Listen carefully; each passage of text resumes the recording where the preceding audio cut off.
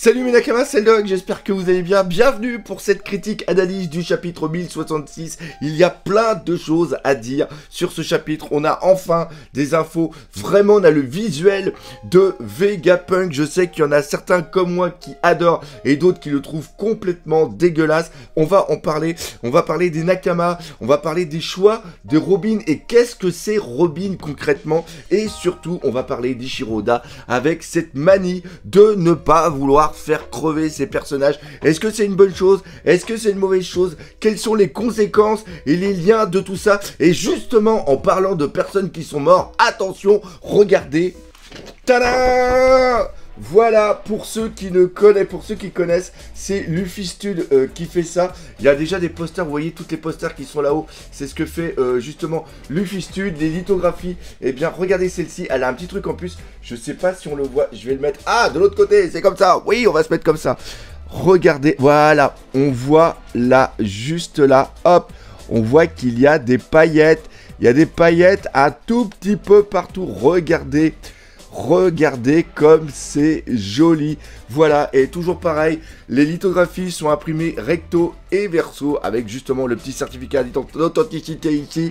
Donc voilà, c'est tout nouveau, c'est sur sa boutique. Les liens de la boutique sont juste là. Donc si vous voulez faire des petits cadeaux, si vous voulez vraiment vous éclater, et encore une fois, il n'y a pas que du One Piece, il y a du Saint Seiya, il y a du Pokémon, du Dragon Ball, du Berserk, enfin bref. Il y a plein de choses comme on les aime. Bref, on est là aussi pour parler et surtout pour parler du chapitre. Et on va commencer par... on va commencer par quoi? On va commencer par Zoro. Hagard dit Zoro. Pourquoi Ichiro Oda ne l'a pas tué? Pourquoi il ramène quelqu'un d'entre les morts? Eh bien, moi je dis oui! Oui, moi je dis oui, et je dis encore plus que c'est une super idée, car ça va amener plein de choses. Déjà, la première chose, c'est, est-ce qu'il est logique de ramener quelqu'un à la vie? Alors, c'est un défaut d'Ichiro Oda, on ne va pas le mentir, il a un problème justement avec les personnes qui sont mortes. Mais, on peut crier contre ça quand on sait que la personne est morte. Or, Hagard dit Zoro, on n'a jamais de preuve concrète qu'il est mort. On l'a à travers un flashback. Le flashback qu'on a, c'est à travers justement une vision qu'a Robin. Et donc, c'est Robin, elle pense justement qu'il est mort. Et même si on a eu durant l'arc où justement il y a la rencontre, la première rencontre entre Aokiji et le reste de l'équipage, on voit justement ce dialogue qu'il y a avec Robin, la volonté justement d'Ohara, elle est déjà mise en place à cette époque. Pourquoi? Parce que c'est la dernière descendante justement de ce peuple qui est quand même hyper intelligent et qui a toute son importance justement ici. Eh bien, c'est à travers les... On a Aokiji qui dit justement qu'il est mort, mais est-ce que c'est justement un jeu qu'il fait par rapport à Robin pour lui continuer à donner cette volonté, justement le « je veux vivre » qu'elle dit au niveau de Enies Lobby, parce que à le moment, elle veut tout simplement mourir, et peut-être que justement Aokiji le ressent, et Aokiji lui donne toute cette importance en disant il y a des personnes qui se sont sacrifiées pour toi et tu es la dernière descendante d'Ohara et il ne faut pas que tu meurs. Pourquoi? Parce que tu dois transmettre quelque chose, tu sers à quelque chose et il y en a qui se sont sacrifiés pour toi. Et justement, c'est peut-être aussi à ça que sert justement ce déclic. Et quand on a le flashback au niveau de Enies Lobby, quand Robin, justement, juste avant de dire je vais mourir, et qu'on apprend toute cette souffrance qu'elle a justement en elle, ce fait qu'elle ne veut pas se lier à des personnes parce que quand tu te lies avec une personne, t'as toujours du mal quand elle décède, malheureusement, ou quand il lui arrive quelque chose, tu as une empathie envers elle et justement tu ressens une partie de sa souffrance et elle ne veut pas que d'autres personnes continuent à souffrir à cause d'elle, elle ne veut pas, elle ne veut plus avoir justement ce lien. Et ce qui est vraiment génial, c'est que dans le flashback, on l'a à travers ses yeux à elle. Et donc on pense que Zoro est mort. Pourquoi? Parce que c'est ce que Robin justement pense. Et après, on aurait dû avoir la puce à l'oreille. C'est-à-dire que plusieurs fois, Aokiji utilise son attaque, justement, de glacer les personnes, et les personnes ne sont pas mortes. On a, justement, durant la première confrontation, on a des Mugiwara qui sont glacés, et qui après arrivent toujours à vivre. On a tout simplement Doflamingo, au niveau de Punk Hazard, où justement, quand Aokiji le glace, il a fait exprès de ne pas congeler, justement, son cœur, plutôt. Et surtout, on a Jaws, pourquoi? Parce qu'il y a ce combat au niveau de Marineford, et oui, on voit après qu'il a perdu son bras, et ça c'est normal, ça veut dire que quand il y a le combat contre justement Aokiji, il perd une partie, il est entièrement congelé, mais il y a une partie de son bras qui est tombée, donc la partie qui est détachée de son corps, justement, elle, ne peut plus revivre, mais lui, normalement, on peut penser qu'il est mort, mais après, on voit qu'il est toujours vivant, et ce qui se passe, c'est que, donc, on se dit, ok, il se peut que une personne congelée par Aokiji, si lui n'a pas décidé, Aokiji, de tuer la personne, obligatoirement, celle-ci est encore en vie. Ce n'est pas comme le cas de Pell, où Pell meurt parce qu'il se prend en pleine gueule une bombe qui normalement est là pour détruire tout un pays, donc qu'un mec, et même après, avec l'utilisation du haki, on peut se dire, ok, à la rigueur, il peut réussir à survivre, mais ça pose certaines questions, comme le mec qui est au niveau comment il s'appelle, Gelato, je crois, qu'on voit, ou même le père, tout simplement, de Lola, normalement, normalement, il est censé mourir parce que on le voit, et par rapport à l'attaque, justement, Gelato, quand il a l'attaque par rapport à Big Mom, le Soul Pocus, normalement, il y a la totalité de son... On le voit, normalement, il doit mourir. Et bah non, il est pas mort. Et là, on peut se dire, oui, mais non, là, franchement, c'est fait. Mais là, pour Asgard dit Soul... Enfin, Zoro, autant pour moi. Oui, non, Soul aussi, ça dépend comment est la traduction. Mais enfin, bref, tout ça pour dire que non, il peut être encore en vie. Pourquoi? Parce que Aokiji a peut-être eu des raisons de le laisser en vie. Et là, maintenant, on part sur l'autre partie, c'est-à-dire pourquoi Aokiji aurait pu laisser toujours vivant Zoro ou Soul, enfin bref. Et ce qui se passe, c'est que là, on a la réponse par Vegapunk. C'est-à-dire qu'à un moment, quand on est dans le flashback et qu'il y a Dragon qui parle avec Vegapunk, il lui dit, ouais, ça m'a fait mal quand j'ai vu que tu étais le chien, le laquais, justement, du gouvernement mondial. Et là, Vegapunk, il dit, alors déjà, premièrement, j'ai pas rejoint ton armée, l'ancienne, enfin avant qu'elle soit l'armée des révolutionnaires, c'est l'armée des combattants libres, parce que t'as pas de pognon, et à quoi sert d'avoir une intelligence et un savoir s'il n'y a pas les moyens de mettre en application le savoir? Et ça, en un sens, c'est très très juste. Donc il a dit, moi c'est pour ça que j'ai été au niveau du gouvernement mondial. Cependant, ce n'est pas parce que je fais partie du gouvernement mondial que je travaille pour le gouvernement mondial, lapsus, que je fais partie du gouvernement mondial. Et là, il donne l'info absolument excellente, c'est que là, le gouvernement mondial est une organisation absolument gigantesque, titanesque, c'est un truc absolument de fou, et surtout, au niveau de la marine, eh ben, il y en a certains qui savent réfléchir par eux-mêmes. Et c'est-à-dire que qui disent même qui ont mon oreille. Et ça, c'est vraiment très important. Pourquoi? Parce que ça veut dire que certaines personnes, déjà il y a 22 ans, il y a déjà les graines d'une partie de la marine qui va se retourner contre le gouvernement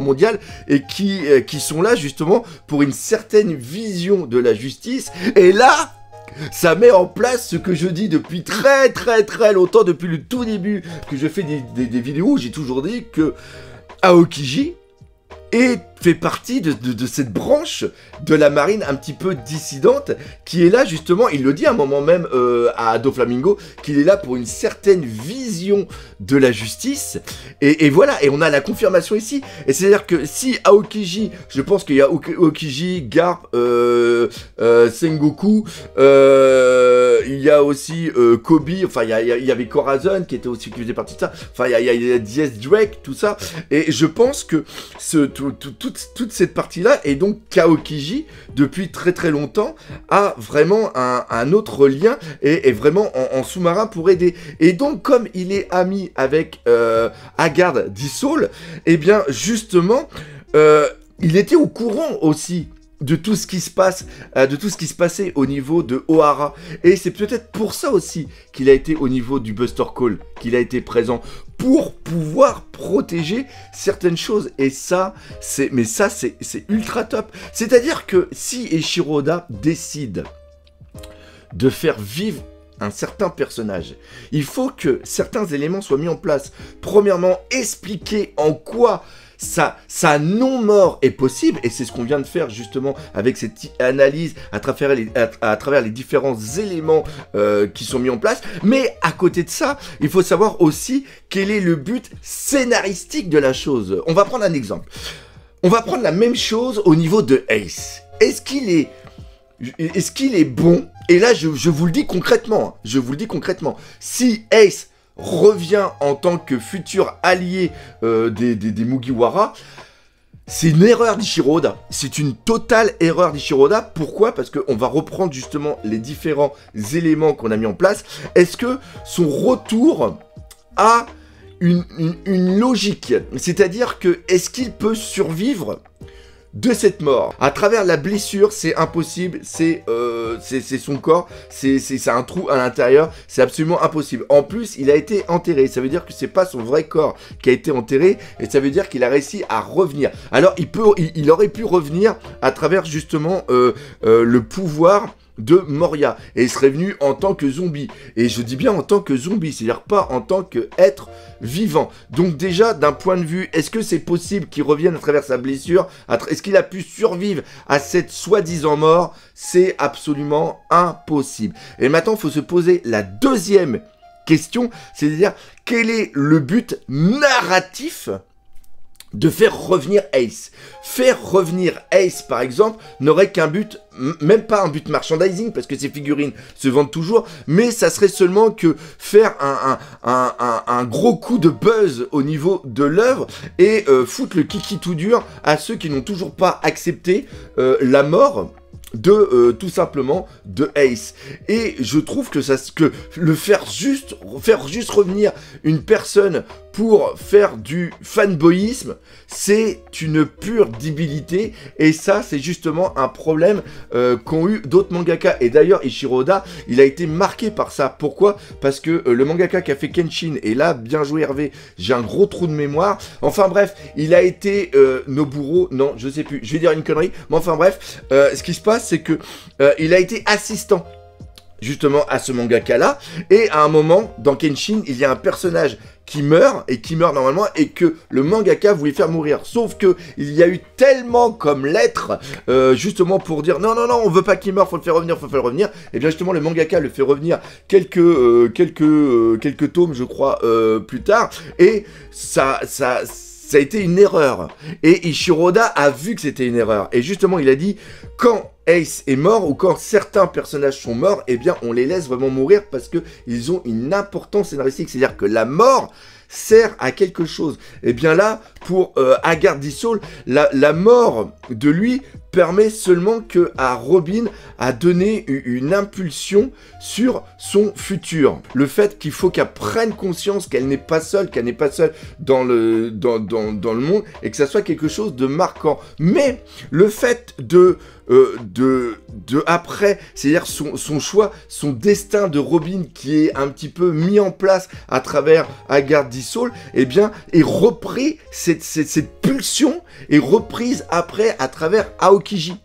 Et donc, maintenant, savoir que Haggard d'Issaul revient, il faut que ça ait un but scénaristique, et le but scénaristique, c'est tout simplement une question que je me pose depuis combien de temps. Qu'est-ce qu'ils vont aller foutre à Elbaf? Voilà, ça y est, j'ai trouvé le patelin. Je cherchais le nom du patelin comme un idiot. À quoi il sert? Alors, ça aurait pu être mis plus en amont, de se dire, ok, Eiichiro Oda, même sans la mort et même sans Haggard d'Issaul, il donne l'information à travers Vegapunk que les livres, toute la connaissance d'Ohara est justement à Elbaf. Et donc, ça permet d'amener justement la suite du récit pour aller jusqu'à Elbaf où ils vont retrouver justement Kid et qui amène des choses. Et justement, c'est ça qui est intéressant. C'est le fait d'amener jusqu'à là-bas et de savoir pourquoi les livres y sont. Tout simplement parce qu'il y avait quelqu'un qui s'appelait Haggard Dissol et qui était le mec des géants. Et si il fait partie justement de cette branche, comme nous dit Vegapunk, les mecs avec qui je suis en relation, les mecs avec qui j'ai une connaissance, les mecs qui sont intelligents et qui savent réfléchir par eux-mêmes et qui ne sont pas là béatement à suivre des ordres, eh bien, il y a des personnes au niveau de la marine qui sont en train de préparer quelque chose pour le futur. Et justement, Haggard Dissol et fait partie de cela. Et lui, il devait avoir une grande importance au niveau, justement, des géants d'Elbaf. Et le fait aussi que ça soit un dit, ça aussi, c'est vraiment très important. Eh bien, le fait qu'il soit ici et qu'il soit en plus la personne qui a peut-être instigé certains désirs à Ashruddin, parce que quand on voit les mecs qui ramassent les livres au niveau de l'eau, et bien dedans on a Ashruddin et on a aussi le géant, je me rappelle plus, l'autre qui était assez gros avec le casque à cornes, et on voit aussi la fille qui font partie justement de ce nouvel équipage et qui fait partie d'ailleurs de la flotte des Mugiwara, et ça c'est vraiment excellent qu'il soit vraiment présent. Et bien ça donne en gros Haggard Dissol n'est pas juste qu'un simple personnage. Haggard Dissol est un lion. Et c'est ça qui est très important. C'est-à-dire que d'un point de vue narratif, il est vraiment très très important. Donc ça, c'est déjà la première chose au niveau, justement, l'utilisation du personnage. La deuxième chose qu'on va tout de suite parler, c'est, mais what the fuck, il y a... Le gouvernement mondial, c'est des cons. Voilà, on va dire ça comme ça. Le gouvernement mondial, c'est des cons. C'est-à-dire que quand on reprend... Alors je vous prie de m'excuser, hein, j'ai presque pas dormi parce que j'ai bossé toute la nuit pour pouvoir faire justement cette critique analyse. J'ai repris justement plein de passages, j'ai relu tout le truc, tout ce flashback au niveau d'Ohara. Et bien à la fin, il y a des mecs qui sont là et qui disent oui, alors il y a des livres là-dedans, hein, dans un trou, dans un puits là, dans le truc là, dans le lac, il y a des livres, mais c'est pas grave, on va pas en parler. Et ils se cassent. Alors on se dit, mais le gouvernement mondial est venu justement pour dire, on va détruire l'île d'Ohara pour que l'information hyper importante sur les siècles oubliés ne soit pas révélée. Parce que c'est ça le plus important. C'est-à-dire que le gouvernement mondial, et à travers ça surtout Im-sama, connaît l'importance qu'il y a par rapport à ce qui s'est passé durant ces années, durant le siècle oublié, et donc il ne faut pas que cette information vienne. Il y a eu une oblitération au niveau des esprits, c'est-à-dire enlever 100 ans. Imaginez nous dans l'histoire du monde, qu'on enlève 100 ans. C'est-à-dire pendant 100 ans, c'est plus du tout ce qui s'est passé au niveau du monde. Ça sera un truc absolument de fou. Et bien là, c'est ce qui a été fait. Donc l'élément important, c'est vraiment ça. Et là, on se dit, mais ils sont complètement teubés. Pourquoi? Parce qu'il y a les livres qui sont encore là. En un sens, non. Parce que les mecs qui ont cette information, ce sont des marines lambda. Et ce qui est vraiment le plus important, c'est que ce n'est pas le savoir des livres en tant que tel qui doit être détruit. C'est les personnes qui ont la connaissance et qui peuvent transmettre cette connaissance. C'est-à-dire que quel est l'intérêt d'un livre quand tu l'as entre les mains, mais que tu ne comprends pas ce que tu lis?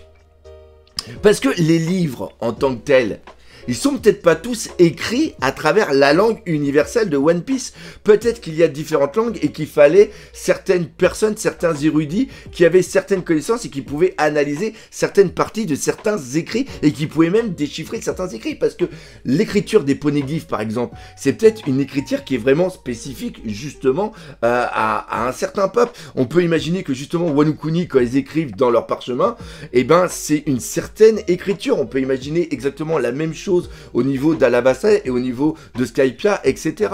Et qu'il y a eu une écriture globale pour que les gens puissent communiquer justement entre eux, mais que les vieux écrits, eux, ont été faits dans une certaine langue et qu'il faut des personnes pour pouvoir les lire. Donc le gouvernement mondial s'est peut-être dit, les livres, de toute façon, ils vont être dans la flotte, ils vont complètement être détruits, et même si quelqu'un arrive à les avoir, il faut vraiment qu'il puisse les comprendre, les déchiffrer. Et justement, déjà, eux, ça a mis énormément de temps à tout récolter, énormément de temps à tout traduire, à tout comprendre. Donc, ils vont se dire, ok, là, on a fait un exemple avec Ohara. Je pense pas qu'il y a des idiots qui vont revenir ici et qui vont vraiment reprendre. Alors, certes, normalement, s'ils sont pas cons, normalement, ils doivent laisser des patrouilles pour que personne ne revienne et en faire directement une île condamnée où plus personne doit revenir. Ça, par contre, je veux bien le comprendre. Mais le fait que la marine et le gouvernement mondial décident de laisser les livres,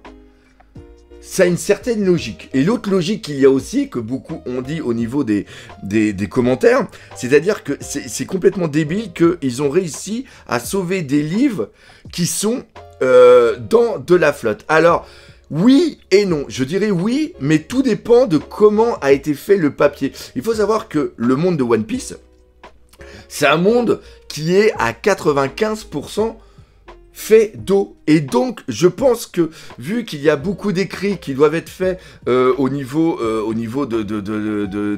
la mer, c'est-à-dire, il doit y avoir, au niveau de la construction du papier, il doit quand même y avoir quelque chose qui doit être fait pour que, justement, il y ait une certaine, je dis bien une certaine, résistance à l'eau. Alors, il y en a aussi qui vont me dire, oui, mais rappelle-toi, le doc, à un moment, on voit un mec qui vend justement un papier à un ami pour qu'elle puisse écrire ses cartes et qui est résistant à l'eau. Oui, il y a ce papier qui existe, cependant, c'est fait sur un hors-série qui n'est pas dans le manga, qui est seulement dans l'anime. Donc, on ne sait pas s'il est canon ou pas. Mais, je me suis un petit peu, justement, renseigné, et il y a des méthodes pour pouvoir, justement, avoir un papier qui résiste à l'eau et une écriture qui résiste à l'eau. Et même si le document a un manuscrit lambda, même s'il est longtemps dans l'eau, il y a des méthodes et des moyens, justement, de pouvoir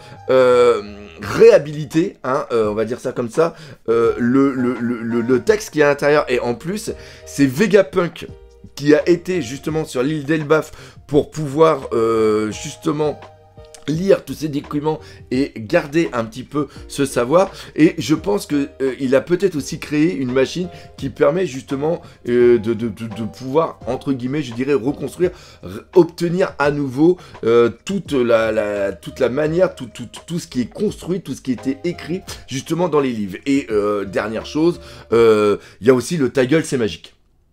Oui, c'est complètement débile, mais oui, on est dans une œuvre. Les lois de la physique qui sont dans certains univers ne sont pas les mêmes que dans un autre univers. On parle d'un univers où il y a des fruits du démon, où ça part absolument dans tous les sens. Donc il y a aussi le... Alors, j'avoue que le ta gueule, c'est magique.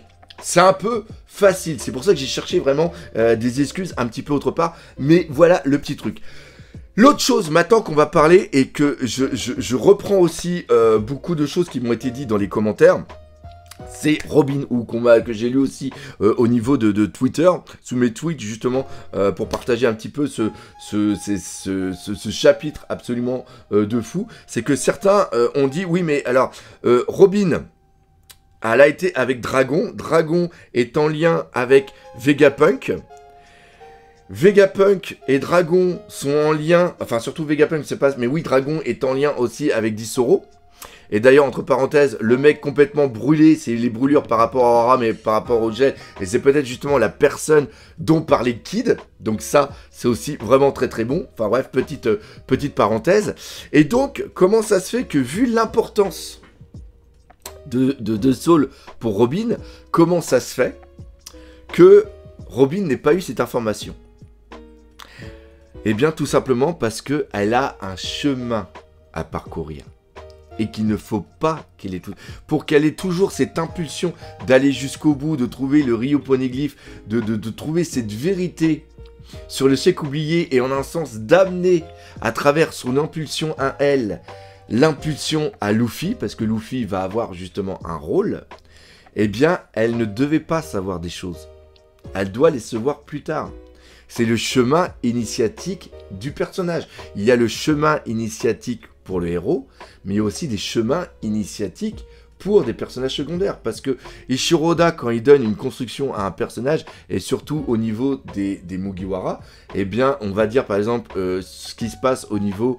on ne le voit pas encore par rapport à Zoro, parce qu'on ne connaît pas encore son flash de chose, mais le traitement qu'a Sanji, eh bien, c'est un traitement qui peut être mis dans un personnage principal d'une autre œuvre.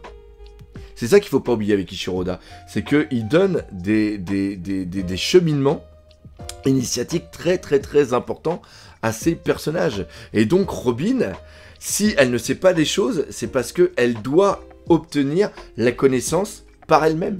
C'est ça son chemin à elle. Et en un sens, je trouve ça vraiment génial. Et le fait qu'on ait justement ces larmes, et justement ce chemin initiatique, il est vraiment excellent. Il est repris justement ici par Shaka, cette version justement de Vegapunk. Eh bien, Vegapunk pose des questions au début à Robin pour savoir si elle connaît justement certaines informations pour pouvoir divulguer ou non la suite. Donc il y a un petit test aussi, et c'est ça qui est vraiment bon. Et après il y a aussi autre chose, c'est que quand nous on apprend à travers justement la bouche de Shaka, de Vegapunk, tout ce qui s'est passé pendant le siècle oublié, le fait qu'il y a eu les personnes qui sont mortes, tout ce qui s'est passé au niveau d'Ohara, etc. C'est des choses que nous on connaît. Mais les Mugiwara, eux, sont complètement... eux, ils sont au courant de rien. Et en un sens, c'est normal, parce que Vegapunk donne bien une information. L'information qu'il y a au niveau d'Ohara, au niveau du siècle oublié, même ceux haut placés au niveau du gouvernement mondial ne doivent pas avoir cette information. Mais si le gouvernement mondial, Im-sama savait tout ce que, justement, Vegapunk sait, ça ferait depuis longtemps qu'il serait mort. Et donc, les Mugiwara, et même Robin en tant que tel... Si Robin, elle, est au courant de tout ça, mais n'a pas donné les informations aux Mugiwara, c'est parce que Robin attendait peut-être la confirmation de cette information pour pouvoir la divulguer. Pourquoi? Parce qu'elle est une scientifique, et justement, faut garder cette mentalité de scientifique. Tu ne donnes l'information que quand tu es sûr de sa véracité. Et surtout quand ça a une importance de le savoir.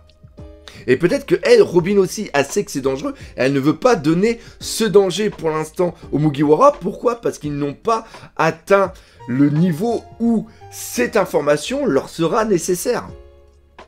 Et c'est ça qui est très important. Et donc, Usopp, Sanji, Nami et tout ça sont complètement abasourdis parce que eux, c'est une information qui se prennent et qu'ils n'ont aucune idée de ce qui s'est passé, de l'importance de tout ça. Et justement, en un sens, je trouve que c'est vraiment super bien fait.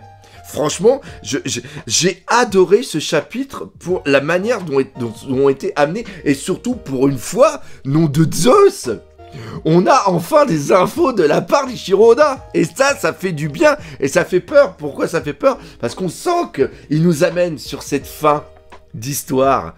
On sent que justement il nous amène sur ce boss, et moi je vous le dis pour ceux qui ont vu mes conférences, tout ça, le boss final n'est pas Barbe Noire en tant que tel, c'est surtout le gouvernement mondial. Et je vous parle depuis très très longtemps, il y en a qui m'ont traité de fou quand je l'avais dit, que justement à un moment Aokiji Akainu va se rendre compte de la manipulation du gouvernement mondial, et à un moment va se retourner contre le gouvernement mondial. Pourquoi? Parce que ça a été mis en place déjà à Dressrosa, de dire « Moi, je ne suis pas votre chien, je ne suis pas aveuglément vos ordres. C'est-à-dire que quand vous faites quelque chose, prévenez-moi. » Et là, il va voir qu'il y a encore des trucs qui se passent avec le CP, etc.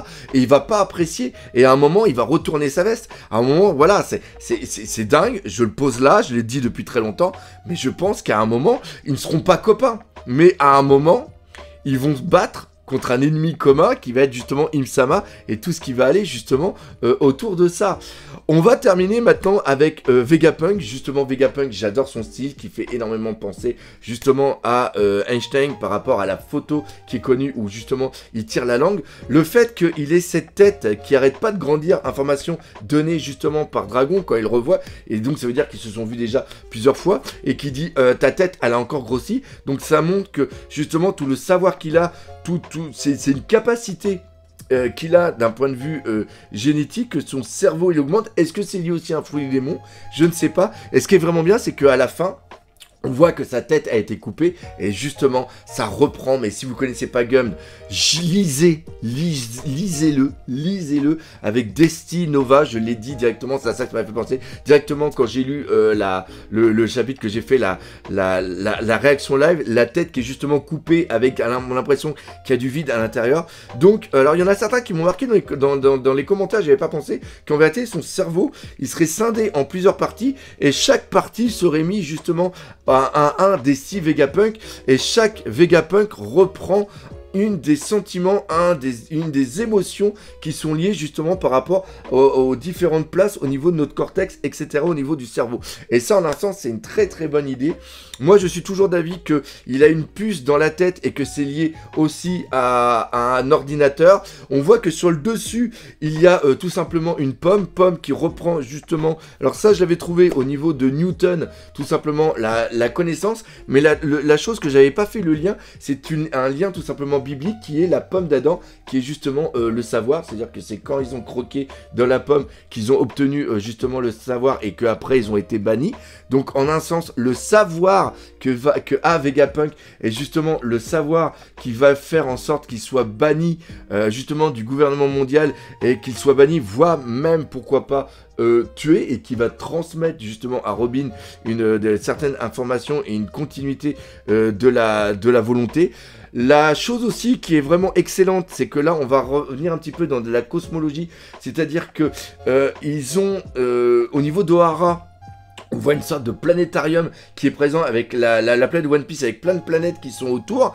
Eh bien, il faut savoir que ça, justement, eh bien, peut-être que le commun des mortels au niveau de One Piece, des habitants de One Piece, ne connaissent pas les planètes et tout ça, et que c'est seulement que eux, Ohara qui avait connaissance, et c'est pour ça qu'ils ont fait ça. C'est peut-être aussi ça, cette machine ou cette chose, parce qu'à un moment il parle de machine, et que justement ils ont eu cette connaissance par rapport au siècle oublié, que One Piece n'est, en gros c'est comme la révolution qu'il y a eu quand il y en a qui se sont dit ok, alors c'est la Terre qui est au centre de l'univers et tout qui est géré par rapport à ça, mais en vérité non. C'est-à-dire que tu as le soleil qui est au centre et après tu as la Terre et les planètes qui tournent autour, et les autres disent « Ah putain, hérésie !» Donc vous voyez, c'est un petit peu peut-être aussi la même chose, c'est-à-dire que le savoir qu'avait Ohara était une hérésie, justement pour l'époque et pour le présent actuel au niveau de One Piece. Et à la fin, pour ceux qui ont lu justement la version officielle sortie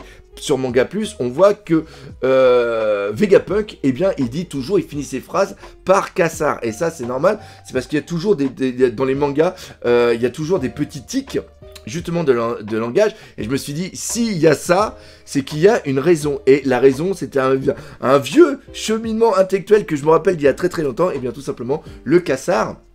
Alors, concrètement, je vais sûrement dire une connerie, je vous prie de m'excuser, mais le Cassar, c'est quelque chose qui est justement par rapport, c'est le phénomène par rapport au trou noir et par rapport à cette lumière qui a vraiment tout autour. C'est-à-dire Einstein pense justement qu'un trou noir peut dévier la lumière, le temps et l'espace. Et ça fait justement une sorte de phénomène lumineux, c'est-à-dire que le trou noir, il est hyper sombre, hyper dense au milieu, et autour de ça, par rapport justement à la lumière qui est dérivée et tout ce qu'il y a, ça fait c'est une sorte de déformation d'optique et qui fait un truc hyper lumineux. Et bien ça, c'est quelque chose que lui, il a pensé et il a mis en place en 1912, et ce phénomène a été vu après justement à travers des ondes, mais a pu être photographié, parce que ça, après, ils l'avaient dessiné, ils avaient fait justement des schémas, et bien, ça a pu être vu en 1979. Et justement, ça s'appelle aussi les Cassars d'Einstein. Et ça, c'est vraiment excellent qu'on ait des petites informations comme ça dans le manga, et j'espère franchement qu'ils mettront une petite note du traducteur pour vraiment l'expliquer, parce que c'est à ça que servent aussi les mangas, à pouvoir s'intéresser à d'autres choses dans la vie. Bref, il y avait plein de choses à dire au niveau de cette vidéo. J'espère que vous l'aurez apprécié. Encore une fois, si c'est le cas, n'hésitez pas à partager par les autour de vous. Laissez des commentaires, mais surtout, on n'oublie pas le principal, One Piece, c'est la vie. Allez, salut mes Nakamas.